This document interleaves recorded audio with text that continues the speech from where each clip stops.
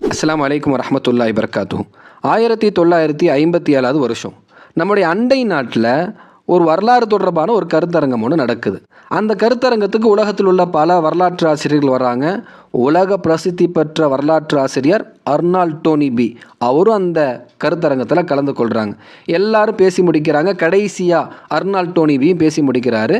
Arnold டோனிபி பேசி முடிச்சதுக்கு பிறகு அந்த நாட்டுடைய ஒரு உயர் அதிகாரி அர்னால்ட் டோனிபிகிட்ட ஒரு டைரி எடுத்துகிட்டு போய் ஆட்டோகிராஃப் வாங்குறதுக்காக போகிறாங்க. ஆட்டோகிராஃபும் அர்னால்ட் டோனிபி போட்டுட்டு அந்த அதிகாரியை பார்த்து கேட்டாங்க, இந்த கையெழுத்துக்கு கீழே உங்களுடைய ஹிஜ்ரி வருடத்தை நான் குறிப்பிடணும்னு நினைக்கிறேன், இன்றைக்கி என்ன வருஷம்னு சொல்லி கேட்டாங்க.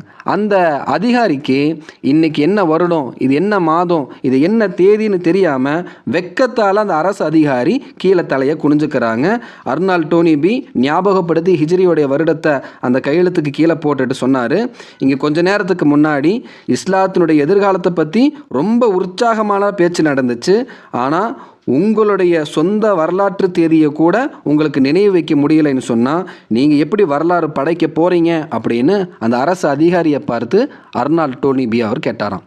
நாமளும் வரலாறுகள் எல்லாம் மறந்து தான் இருக்கிறோம், வரலாறுகள் தெரியாதவர்களாக இருக்கிறோம், மறுபக்கத்தில் வரலாறு மறக்கடிக்கப்பட்டவர்களாக இருக்கிறோம்.